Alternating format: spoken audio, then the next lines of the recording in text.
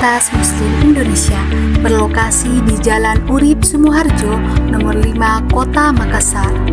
UMI adalah salah satu perguruan tinggi Islam swasta tertua, terbesar, dan terkemuka di kawasan Indonesia Timur dan merupakan salah satunya universitas swasta di Indonesia Timur yang sudah terakreditasi A. Proses pendidikan di UMI memberikan pengetahuan dan keterampilan sesuai disiplin ilmu yang digeluti, serta memberikan nilai plus kepada anak didiknya melalui pengembangan akidah, etika Islam, dan pencerahan kalbu. Sebagai pondasi dan pengaruh masa depan, kegiatan akademi di UMI menerapkan standar jaminan mutu sesuai standar yang telah ditetapkan oleh pemerintah, dan insya Allah UMI akan melahirkan sumber daya manusia yang unggul, mutu, dan islami. Assalamualaikum warahmatullahi wabarakatuh. Perkenalkan, kami dari kelompok 7 kelas C6 mata kuliah kebijakan dan perencanaan pertanian. Perkenalkan, nama saya Kufi Fatul Iza dengan stambuk 08320190163 dan rekan saya. Perkenalkan, nama saya Siti Halisa dengan stambuk 08320190212. Dan saya sendiri Andi Syamsia dengan stambuk 08320190154.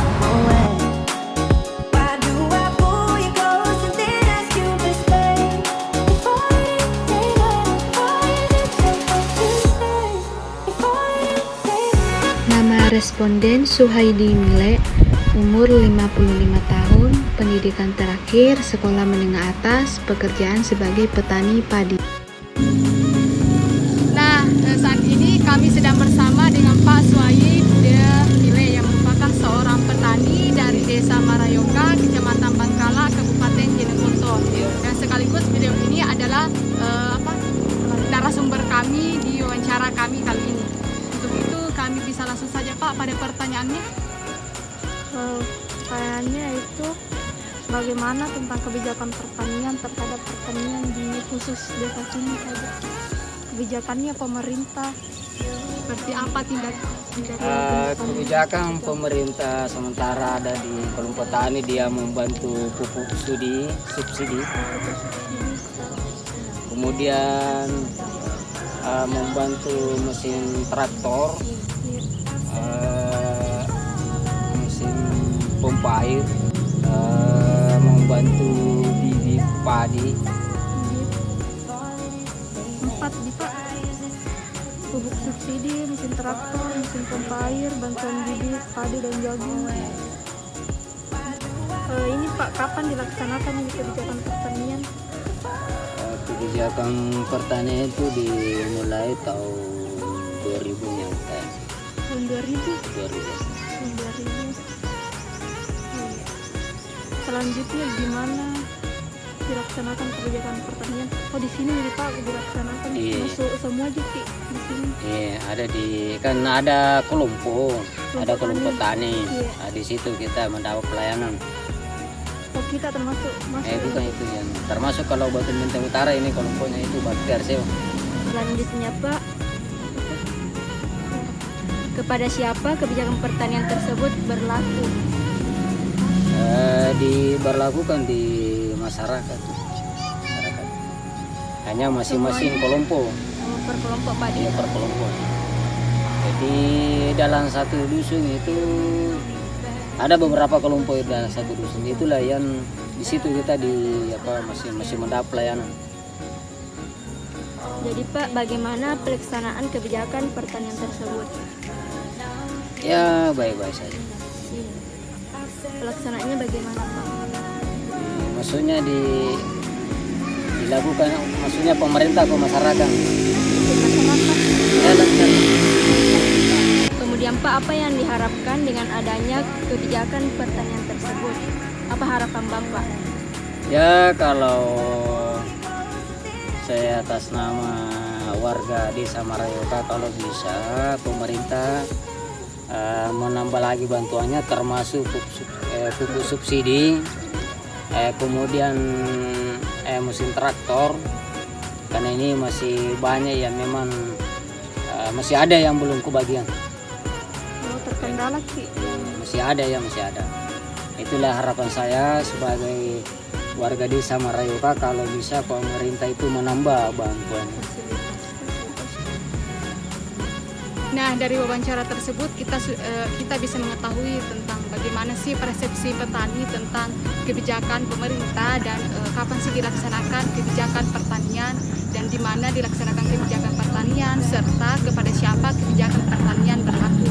Juga bagaimana pelaksanaan kebijakan pertanian dan apa sih harapan petani terhadap kebijakan pertanian untuk kedepannya. Nah, dengan poin-poin tersebut telah menjawab setiap pertanyaan-pertanyaan di kuesioner mata kuliah kebijakan dan perencanaan pembangunan pertanian. Dan sebelumnya kami ucapkan terima kasih kepada Bapak karena telah menyempatkan waktunya untuk kami wawancarai di kesempatan kami kali ini. Terima kasih Pak. Ya.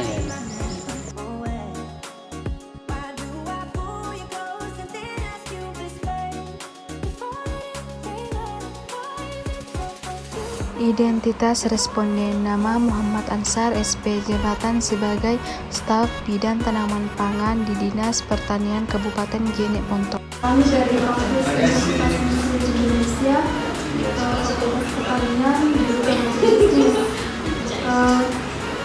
Tujuan kami ke sini dalam maksud ingin mengambil data terkait dengan kebijakan dan perencanaan pertanian. Sebelumnya juga kami perkenalkan diri terlebih dahulu. Perkenalkan nama saya Andi Syamsiah. Perkenalkan nama saya Murti Fakultinya. Perkenalkan nama saya Siti Nurhalisa. Untuk memberi singkat waktu, saya kasih kesempatan ke teman saya untuk bertanya ke Bapak terkait dengan kebijakan pertanian. Bagaimana tentang kebijakan pemerintah terhadap pertanian? Alhamdulillah, kalau khusus untuk kebijakan pemerintah terhadap pertanian, sebenarnya kita ketahui bahwa program-program yang kita laksanakan di pertanian, khususnya dinas pertanian, khususnya bidang tanaman pangan, terintegritas mulai dari pusat, provinsi, dan daerah. Untuk kami di bidang tanaman pangan ini ada beberapa kegiatan atau penganggaran ada dua, dari pusat ada pusat dan perubahan. Kemudian untuk bantuan ini ada tiga kegiatan, itu APBD 2, APBD 1 maksudnya provinsi, dan APBD pusat. Jadi untuk kebijakan pemerintah ini, kami dari tanaman pangan menerima bantuan, baik itu kan tanaman pangan berupa benih padi, terus kemudian padi dan jagung. Kemudian kami juga dapat alsintan, alat mesin pertanian untuk pasca panen dan alat panen. Jadi kami mendapat bantuan ini tidak serta-merta dapat bantuan. Kami harus ada proposal atau provinsi sesuai dengan yang sedang ada program yang dilakukan tiap-tiap misalnya pusat ada programnya, menghubungi kami di daerah. Dari kami ada di daerah adalah menerima manfaat saja.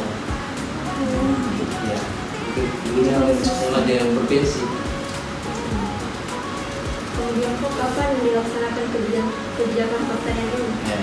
Untuk bantuan benih padi dan jagung itu kan tanamannya Okmar. Nah, jadi kami melakukan proposal ke provinsi ataupun pusat, maka datanglah bantuan itu tersebut untuk benih padi dan jagung.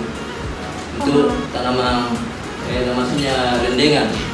Kemudian ada lagi musim gadu. Musim gadu itu datanya sekitar bulan 4 sampai bulan 8. Kalau alat sintan, alat mesin pertanian untuk pusat antara bulan 3, dan untuk perubahan biasa bulan 7 bulan 8. Ya. Kemudian Kak, kebijakan ini, kebijakan pertanian di mana dilaksanakan? Kebijakan ini kami laksanakan di kantor dinas, kemudian untuk penyaluran benih, proses tanaman pangan kita dorong ke petani, kelompok petani yang sudah tersedia CPCL-nya. Kalau petani calon lain siap untuk dibudidayakan. Jadi kalau ada Sintan juga begitu, kelompok-kelompok penerimanya langsung didorong kelompok-kelompok yang sudah siap. Dan sudah termasuk ada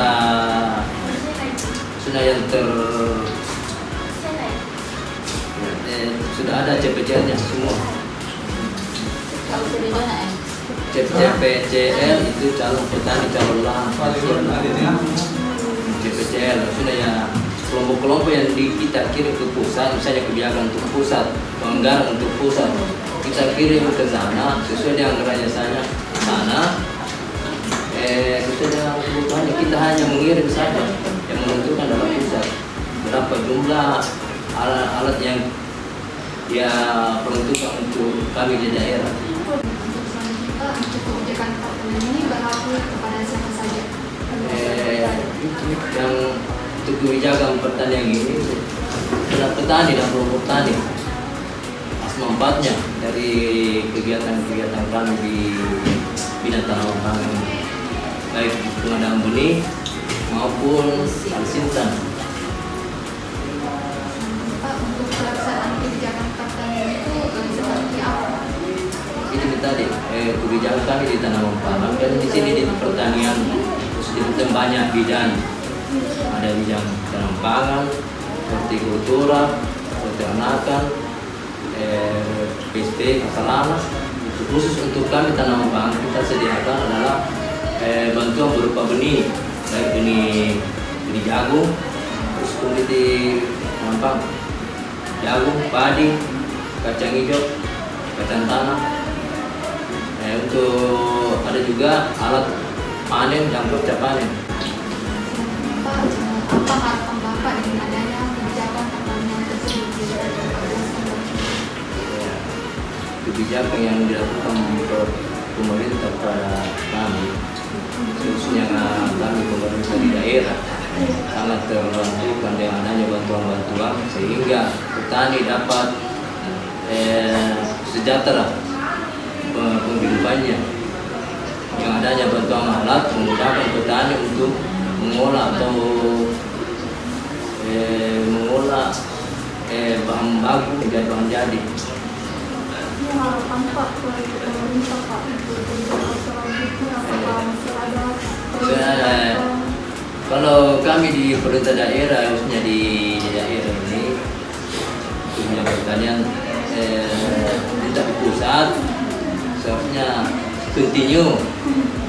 Karena ada bantuan, karena kebutuhan petani sangat membutuhkan bantuan. Jadi Pak, kan di dinas ada penyuluhan juga. Ada juga. Jadi penyuluhan itu enggak atau terkhusus Pak? Khusus. Yang Ada bidangnya khusus di penyuluhan. desa ini saja.